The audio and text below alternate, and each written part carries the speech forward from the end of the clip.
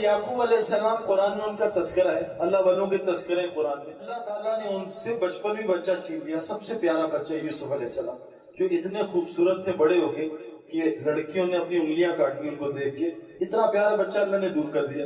اب نبی ہیں، ہر بات مان رہے ہیں، ایک نافرمانی نہیں کرتے، اللہ نے بچہ چھین لیا۔ میں ایک ڈاکو سے ملا تو اللہ نے اس کی زندگی پھیری، قتل کیے تھے، سب سے معافیاں مانگی، پیسے دیے، جب دین میں لگا تو حالات خراب ہو گئے، بچی کینسر میں۔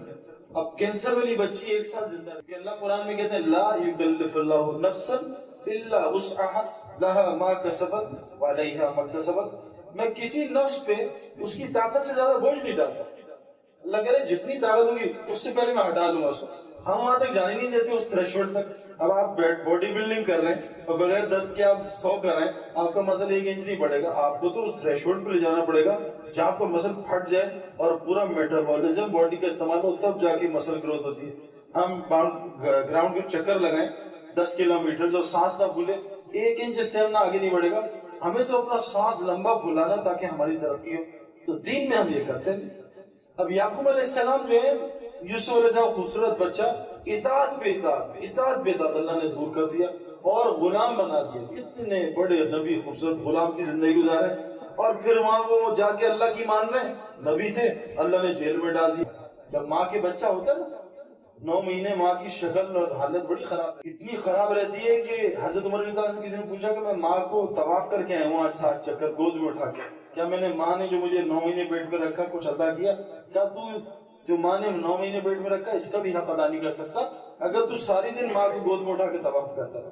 ماں اتنی تکلیف سے گزرتی ہے، لیکن تکلیف سے گزرنے بغیر اس کو وہ چاند نہیں ملتا جو 9 مہینے بعد باہر آتا ہے اور ماں اس کو گلے لگاتی ہے، بغیر تکلیف سے گزرے نہیں ہو سکتی۔ یوسف علیہ السلام کتنی زندگی مشکل گزاری، پھر اللہ تعالیٰ نے تخت مصر میں بٹھایا، جیل میں، نہ کوئی الیکشن لڑے، نہ کچھ پیسے کھلائے لوگوں کو۔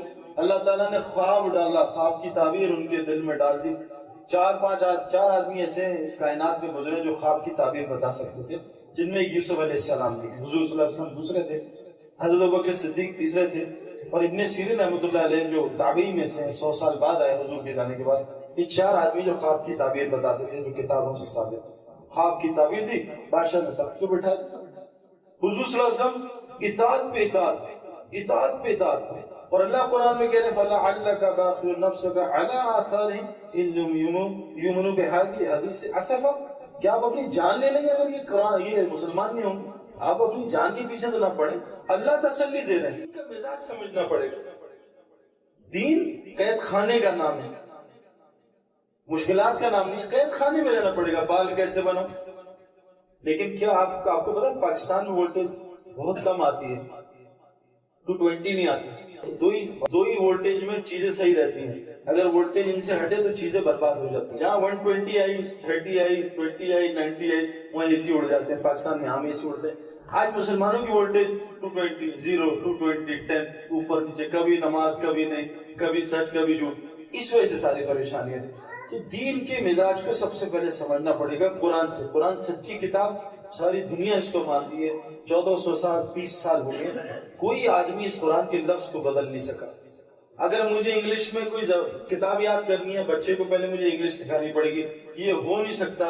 آپ بچے کو انگلش سکھائے بغیر، اس کی گرامر سکھائے بغیر اس کو کتاب رٹا دیں، قرآن کا ایک لفظ بچہ نہیں جانتا، 6 سال کا بچہ پورا قرآن حفظ کر لیتا ہے۔ یہ قرآن کا معجزہ ہے۔ اسے کہا الف لام میم کیا نہیں، ذالک الکتاب نہیں، لا ریب فیہ کچھ نہیں پتا، لیکن ایسے طوطے کی طرح پڑھے گا الف لام میم کیا سے پڑھا دیں۔ یہ قرآن کا معجزہ ہے۔